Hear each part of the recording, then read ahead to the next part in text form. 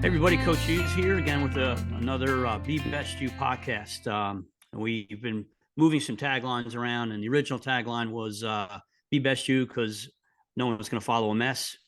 That kind of got shelved because people felt it was a little harsh. So we actually are now rebranding the logo. It's Be Best You, everybody else is taken. And I'm excited to have on this episode Matt Tenney. Hello, sir. How are you? Great, Coach Hughes. How are you? I'm doing great. I'm doing very well. You're the author of multiple books. I'll mention a few of them here, and one of the what expertises you have, and you write about a lot is how to become an effective leader, a better leader, and with being best you, being the best version of yourself. Obviously, it's where it starts. And in one of your books, you mentioned that working on yourself is not selfish. Actually, not working on yourself is selfish, right? Um, Absolutely. but one of the things that a lot of people that will get to watch this are younger, emerging leaders that are going into the leadership position for the first time. They work really hard. They're effective. They're responsible. And then they get into position of leadership, and then they're being based to kind of work smarter, not harder, and they're not really being taught how to lead. And I think one of the challenges is that a lot of the younger people are looking for what I'm just going to call tangible, actionable things that you can do, like steps or a roadmap, if you will, uh, with some concrete tactics. I'm trying to pick words here, but this idea that leadership is this big thing and kind of confusing and moving around and different things to different people. But I'd love to be able to chat with you a little bit about how it's maybe not so abstract, that there is maybe a lane, or there are steps, sequential steps that need to be taken or can be taken when it comes to leadership. Is this something that you've come across? Oh, absolutely. I think this is not only something that affects junior leaders who are just being promoted from being individual contributors. I think this affects every leader at every seniority level that I've ever seen. Mm, There tends to be this idea that leadership is kind of this fuzzy art, and there's all these different leadership styles and philosophies, and it's um, there's a lot of debate about which leadership style is the best. But and that's actually kind of a pain that I've experienced too, as I've tried to help leaders to be more effective in terms of people leadership. I don't delve a whole lot into strategy, but in terms of people leadership, there's it just seems like people struggle to do what they want to do. Like for instance, you mentioned I've written a couple of books. My first book, Serve to Be Great. mm, My main intent there was just to inspire people to think differently about leadership, and that it's really about taking good care of team members. And I wrote that knowing that I think almost everyone wants to do that. Even mm. somebody who says like, no, I think what we want to do is go kick people in the shin and see how much blood we can draw out of them. Like that, those people are very, very few and far between. And even people who talk like that, I think deep down what they really want to do is have a positive impact in the lives of the people that they lead. They want to help people. They want to be a leader who brings out the best in their team members. The Yeah. problem is that even if we want to do that, and this is what I've kind of encountered over the last 10 years, that even if we want to do that, it's much easier said than done. That when you read a good book, or you go to you hear a great keynote speech and like, yeah, that's right, I'm going to go be that type of leader. And then you get to the office on Monday, and reality punches you in the face, and you're like, oh man, I got this to do, I got all these competing priorities that I have to deal with. And as humans, our natural reflex is to move our energy and our focus towards what's really easy to measure and what's really urgent, whether it's important or not. If it's urgent, that's where our energy goes, right? So what I've kind of realized over about the last decade here is I've kind of always been on the search for like, man, there's got to be a process that people can follow, that makes it where you're much more likely to consistently do the things you want to do as a leader. And so Mm. for a junior person, it's very helpful because most junior people, as you mentioned, they haven't been trained on what do great leaders do, right? And then those of us who are senior, we might know to a large extent. We know how we want to lead. We know who we want to be as a leader. We have some degree. We know um, what practices we need to engage in to do those things. But again, if we don't have a process in place that's kind of like this plan for 1 to 3% improvement, continual improvement, every week, then it's not going to happen. So I would like to, just humbly suggest that there is actually an algorithm. There is a repeatable process that anyone can follow. I don't care what your leadership style is, what your natural personality type is. You don't have to be a natural born leader. Anybody who follows this process is assuming you have the competency to be promoted from an individual contributor to a manager. That's kind of like the ticket to entry, right? Right. Assuming you have that basic competency, anyone who has that can be a highly effective leader who consistently brings out the best in their team members and makes a positive impact in the lives of the people that they lead. Yeah, I mean, it's funny because there's this big discussion out there: management and leadership, boss and bully, servant, all this kind of stuff. And it's funny, as you were saying things, I was thinking that when you talk about leadership, you don't typically processes, systems, sequences, procedures, planning. I always felt like that kind of falls on the management side of stuff, but really, it can and really can help leaders. And I think of one example is that I grew up. My dad was a basketball coach. Basketball was a sport of passion for me. First time I coached my daughter. Now I've been around coaching my whole life, been coached my whole life, and I coached her seventh grade basketball team.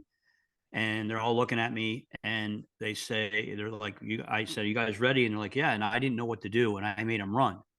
And at that moment, I realized that I had been coached, been around coaching. Now I'm a coach, and I actually kind of created a sequential algorithm, if you will, to help people coach him. And there's 10 steps that I kind of created in my curriculum for teaching at Jersey Mike. So I'm kind of excited to hear, this algorithm, if you will, Sure. of steps that you can do. Cause I really feel that that helps people, you know, I'll just give you like, I have a goal, a plan, you prepare, you get the people involved, and you can't prepare if you don't have a plan. And if you don't have a goal, then what are you planning for? So those are kind of very sequential. So um, the algorithm struck me. I like that. I think that's going to be pretty interesting. I'd love to hear a little more about that. Sure. At the highest level, there's 4 steps to this process. And the first step is has a couple sub steps to it, but the core idea is that I think many people don't really know what their job is as a leader, particularly junior managers. Senior managers, we know, right? If you're a senior, if you've been around for a while, you know that unless unless you have P&L responsibility and you're in charge of strategy, you're a people leader. That's your number one job. Your job is to bring out the best in your team.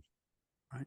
Junior people often don't know that. We're so conditioned to executing on tasks is what is most important, that when we get people that are now that we're responsible for, we continue to do what we've always done, which is just work hard on executing on tasks instead of doing what we can to help empower the people that we lead to execute tasks well.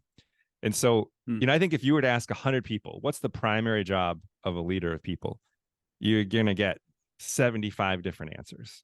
Mm-hmm. And I don't think, in my experience, you're not going to hear too many that really capture what leadership is about. And when you hear the answer, you're going to say, well, that's the most obvious thing ever, right?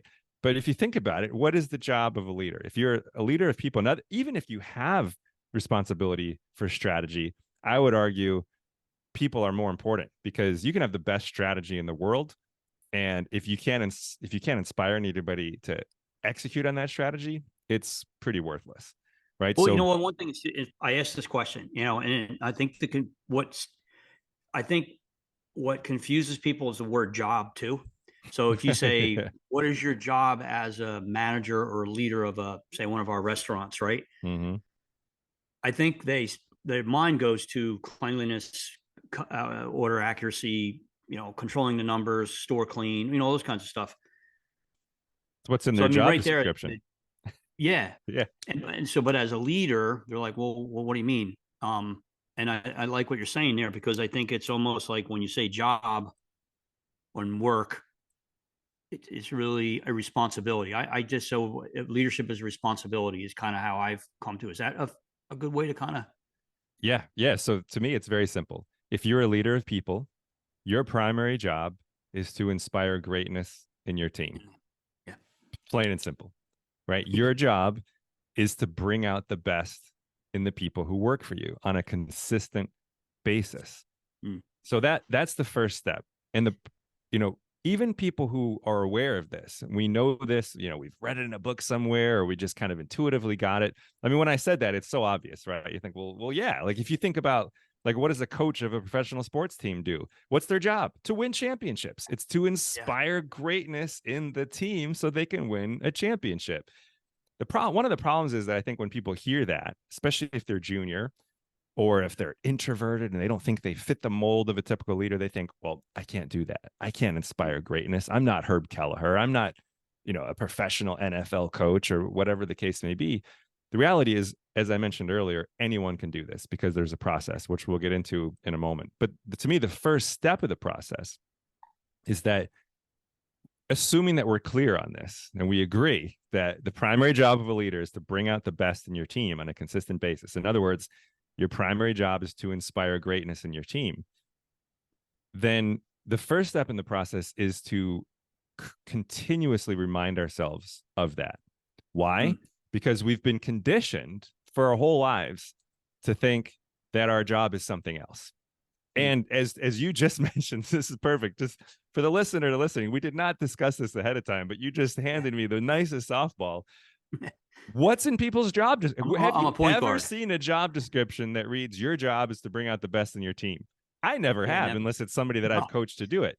Every job description is, well, you're in charge of revenue growth, and cost reduction and sales growth, whatever the case may be, and all these kind of business jargon stuff.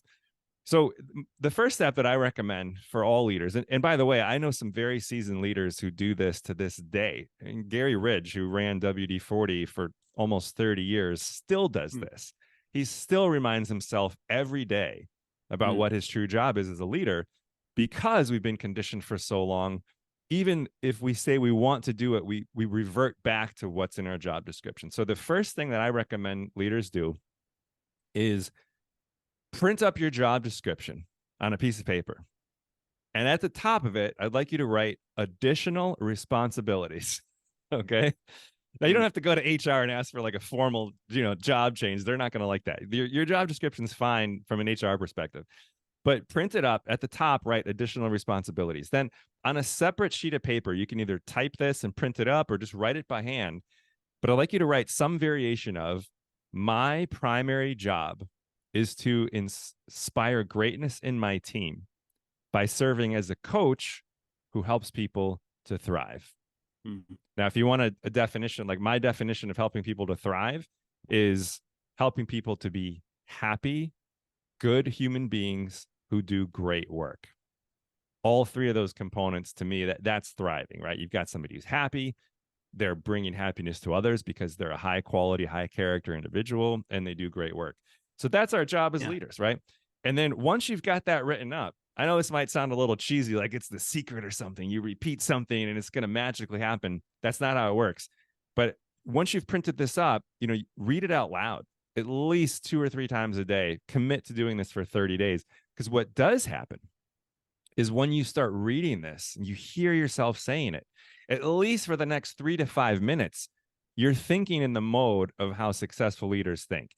And for a Mm. moment or two, you're going to start thinking, what could I be doing better to bring out the best in my team, or to develop my capacity to bring out the best in my team? Not what we tend to do in our default, which is, well, I should execute the next thing on my to-do list, or I should go clean out my email. No, no, no.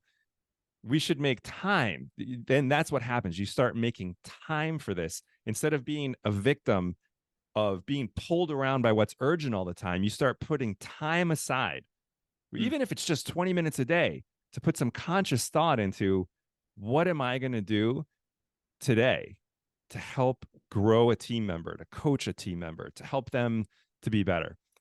And that's how the shift starts happening. That's where subconsciously we start to believe that that's what our job is. And when we subconsciously believe that, we start acting from that wisdom more often. Yeah, I mean, you're thinking conditioning, habit, practice. The more you do, the same thing, it becomes that.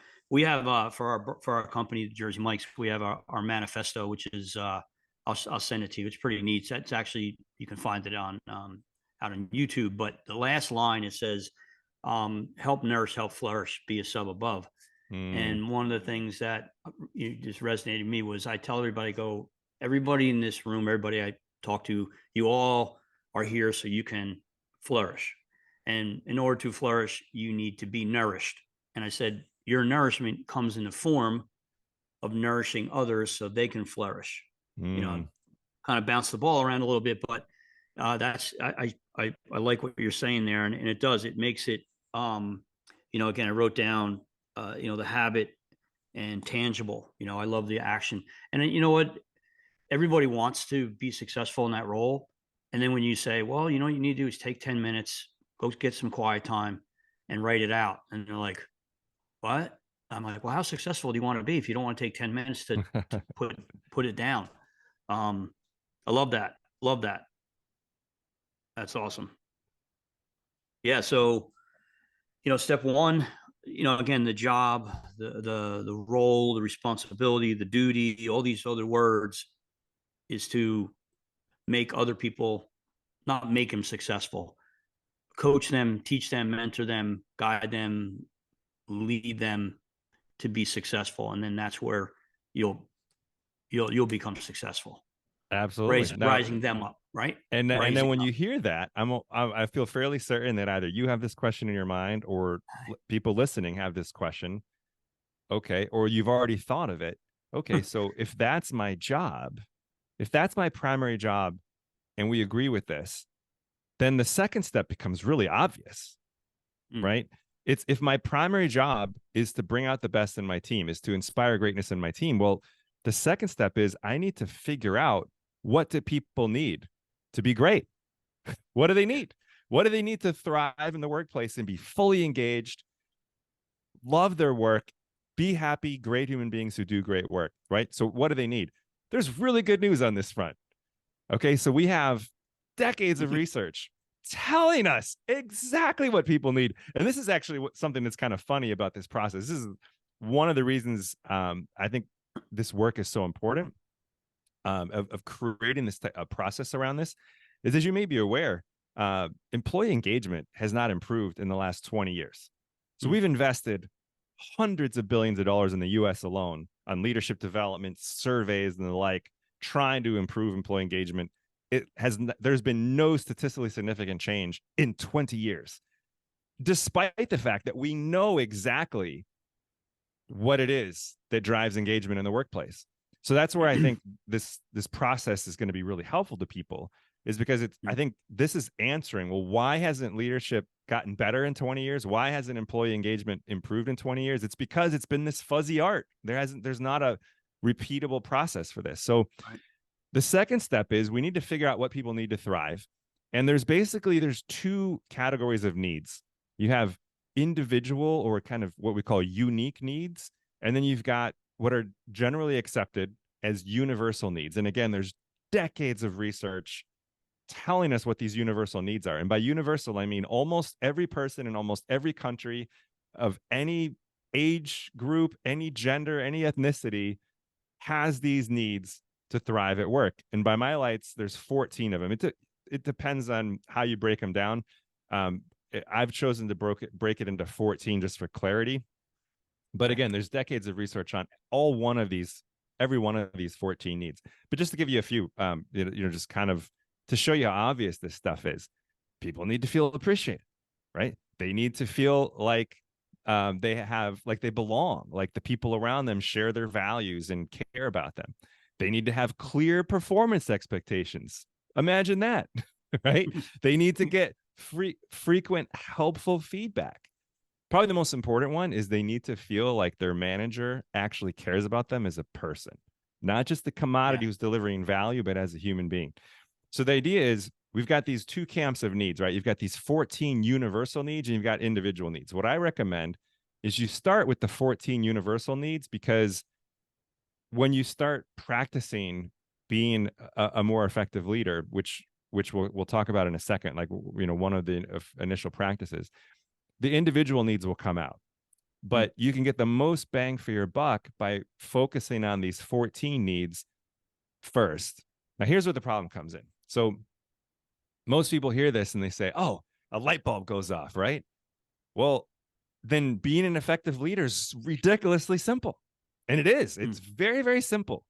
It's your job is to bring out the best in your team. How do you do that? By consistently meeting these 14 universal needs.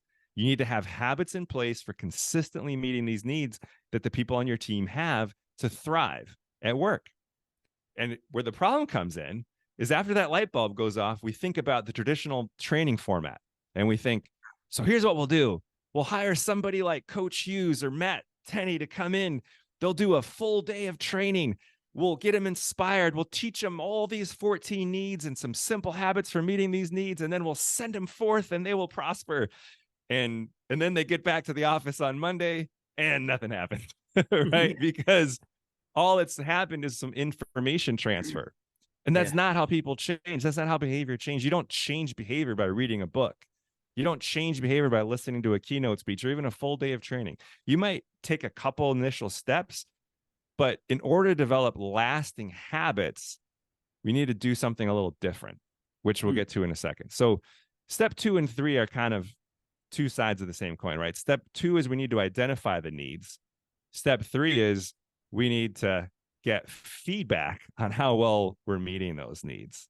All right. Cause Right. So I we need, think that, I think so. So when it's again, their needs, I emphasize there, and then the universal, I never really thought of it because it's almost, I think about, you can stand in front of 30 people and tell all 30 people the universal ones and they're going to get it.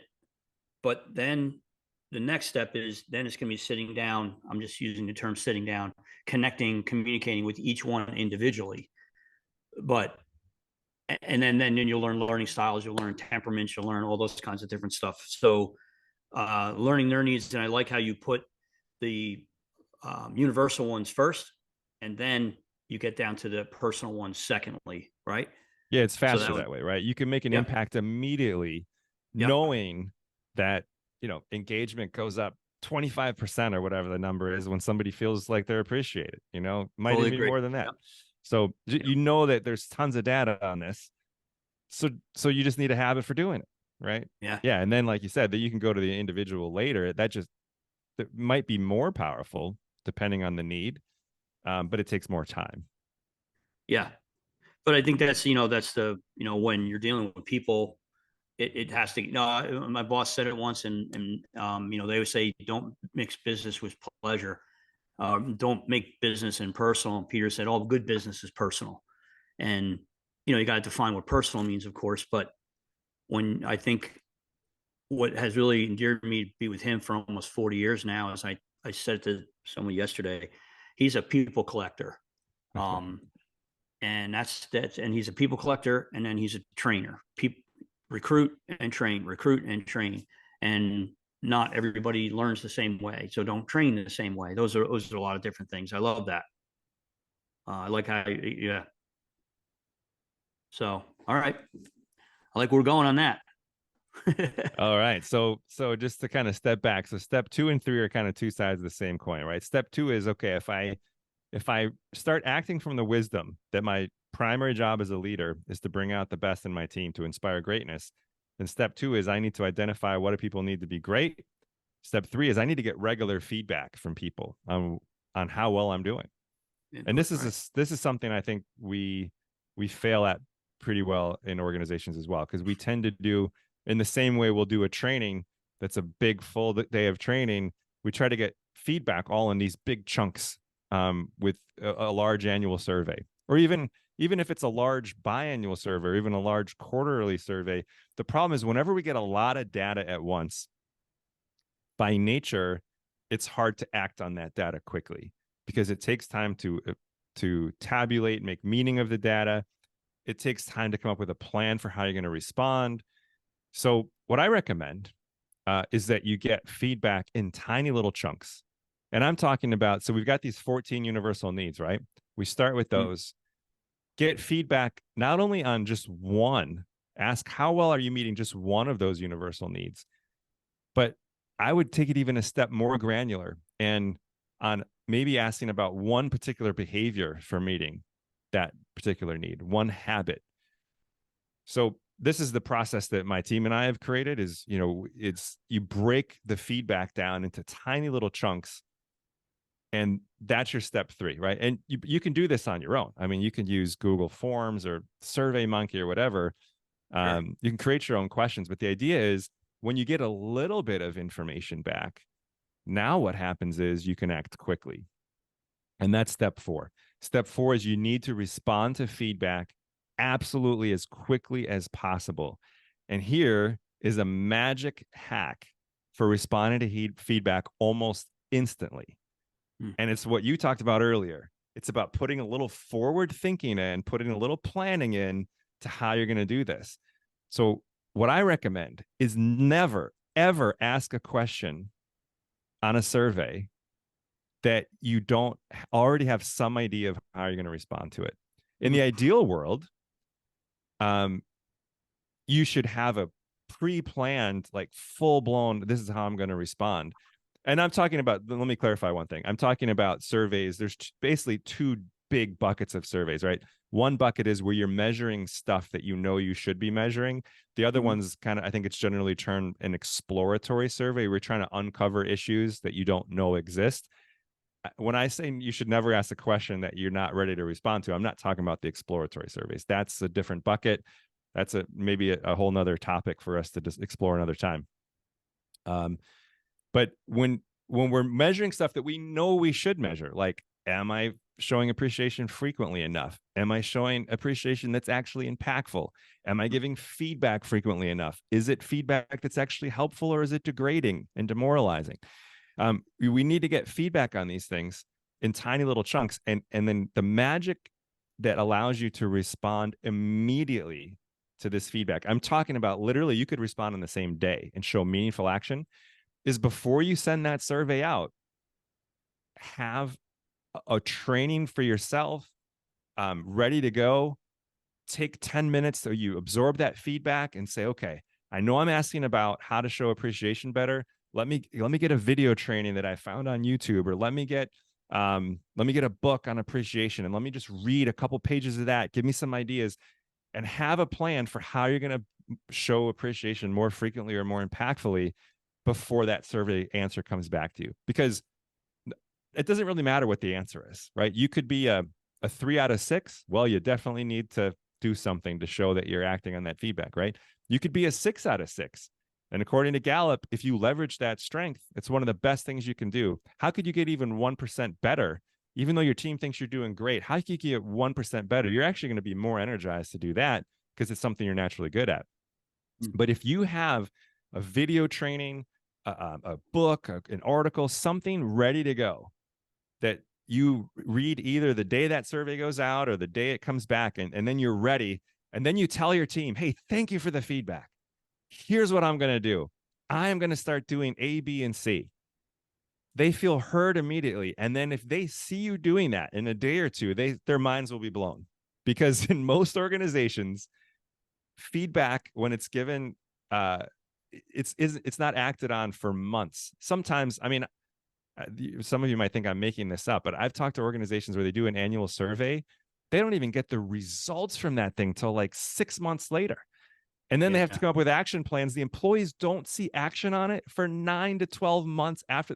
Sometimes they don't even see action until the next survey comes out.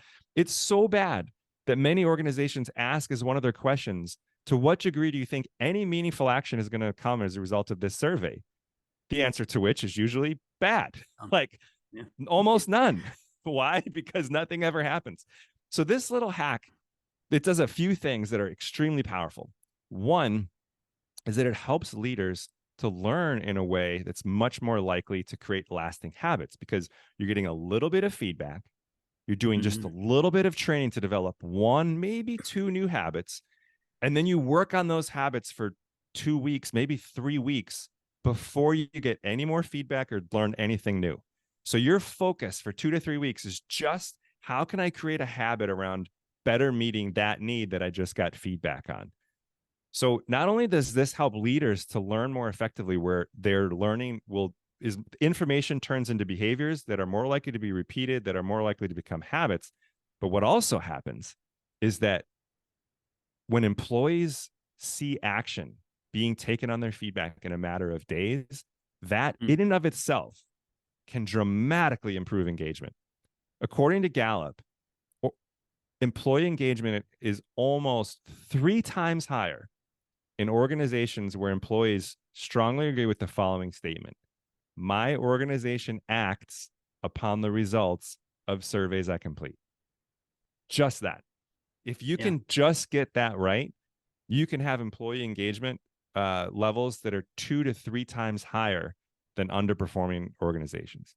So this is the process. You can see how it's kind of like this No, I synergistic. love it. I love it. Everything's working together, right? Yeah, and what you have is you have I forget what it was, but a bunch of things were shooting through my head there. I remember hearing a speaker at one of the conferences said, the audience is never there for you; they're there for them. So give them what they want.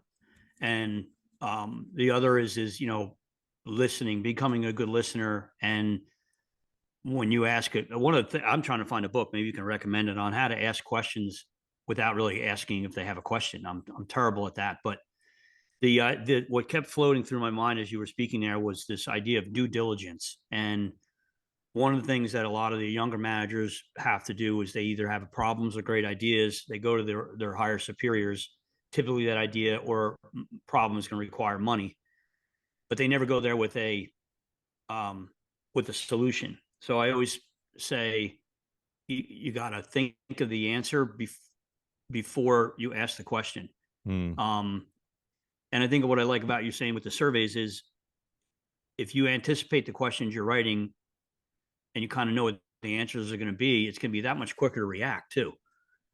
You know, that's the hard Absolutely. part, asking the right questions. But the universal questions are probably the easiest ones to um to answer or yeah to question to get the answers.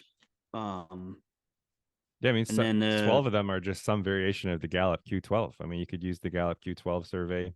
You basically yeah, got 12 of the 14 needs right there. yeah. No, and I think that's the biggest thing is again, like you started off very, with this, what is leadership? It's like culture.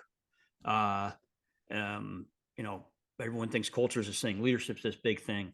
And what are some tangible things that you can do? It's funny. I just chatted with our group, my team, was it yesterday, say Wednesday, maybe it was Monday. And I said, we have all this great stuff. We have all this great content. We got PowerPoints. We got this. I go, but I don't feel like we're leaving them with 5 or 6 actionable things that they can go back and do if they want to attack this. That's one of our tasks for next year, actually.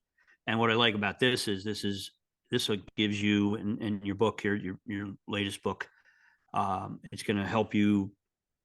Is a roadmap? Is that a good way to describe it? Absolutely. Who wouldn't want a Yeah. roadmap?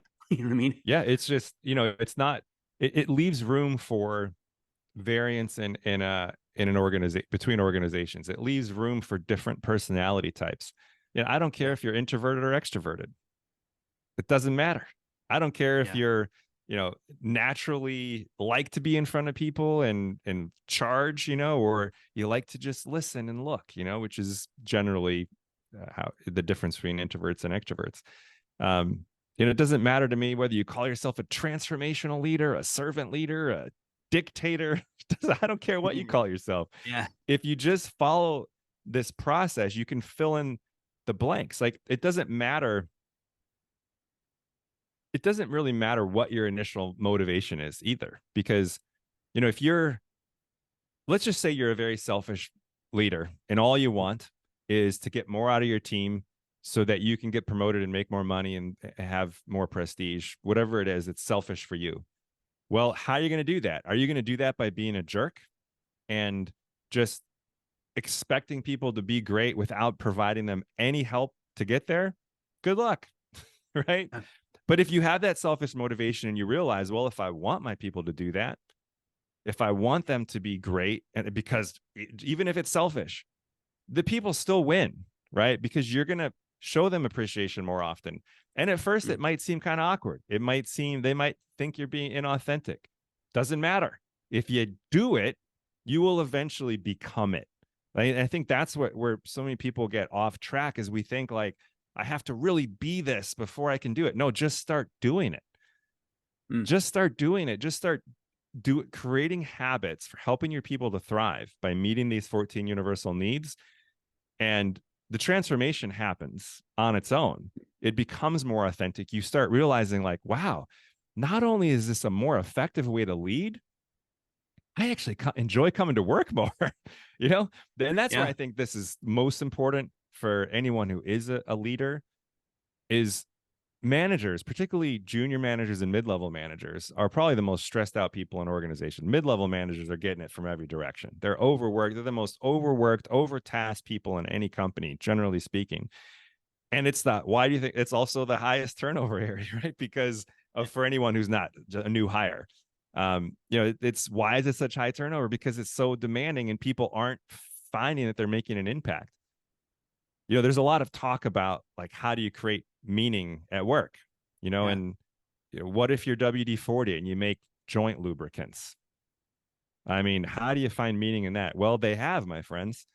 WD-40 for the last 20 years has averaged over 90% employee engagement. 99% of their employees tell others that they're proud to work for WD-40. Why? Because they've created a culture where people take care of each other. That's the top priority. And they call it a tribal culture, right? Where everyone takes care of their tribe members. So if you're a manager, what do you think is more inspiring? To come in and do what's in your job description, hit revenue targets, grow sales, reduce costs, manage strategic objectives? Or is it to help the people you lead to be great, to help them to thrive? And if you see your job as being a coach who's bringing out the best in others by helping them to thrive, coming to work every day is meaningful. You'll see impact every day. And at first, again, it might take some work. It might feel awkward. It might feel like, man, I would rather just focus on the numbers. I'd rather do what's easy to measure.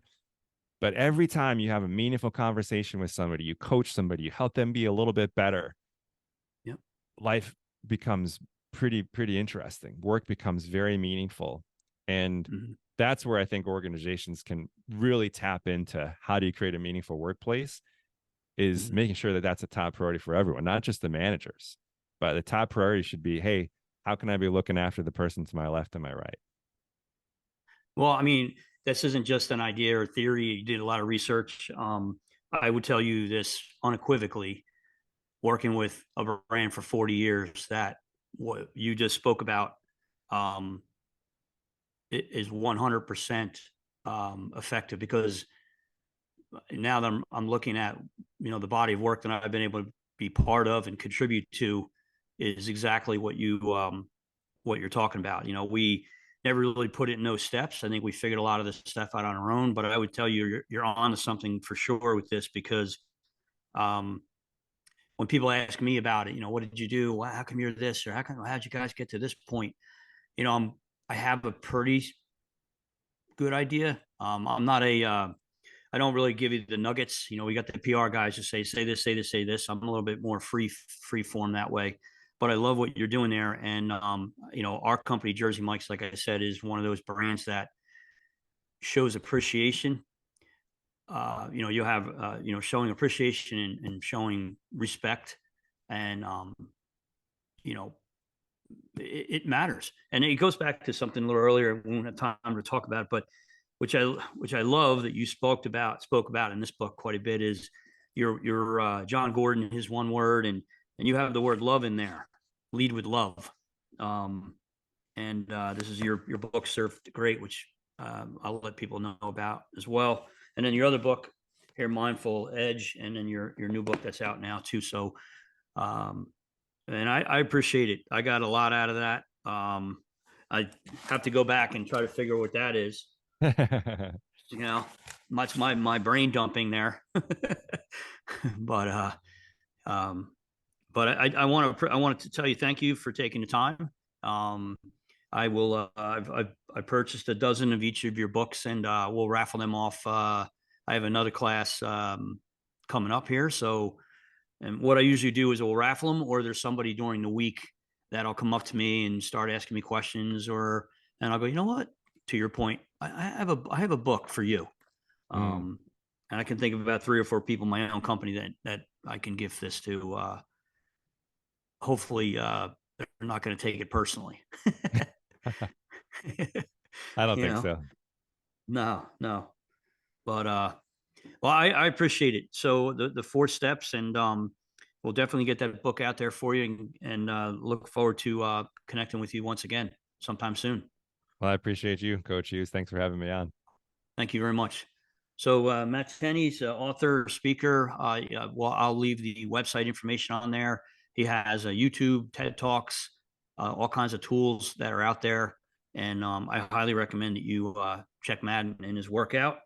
And this is Coach Hughes from a Be Best You podcast. And actually, the last thing is what I really loved is how it did come full circle. Where in the beginning we were talking about be best you in order to lead others, and then you kind of ended it with the idea that in order for you to be successful, you have to work on your leadership, and every day having that self-talk, that coaching to yourself.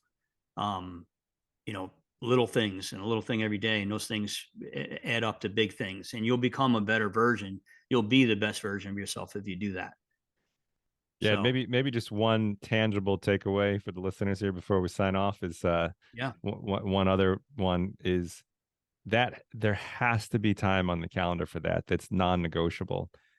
You might have to move it, but you can't cancel it, because this is where we get into trouble, right? Is we say we know it's important to continue to develop as leaders, but we got all these urgent tasks that need to be done. We got 500 emails in our inbox. We got, you know, complaints from team members about this, that, and the other thing. If you don't have time on your calendar Mm, every week, a couple hours every week to continue developing as a leader, it's not going to happen.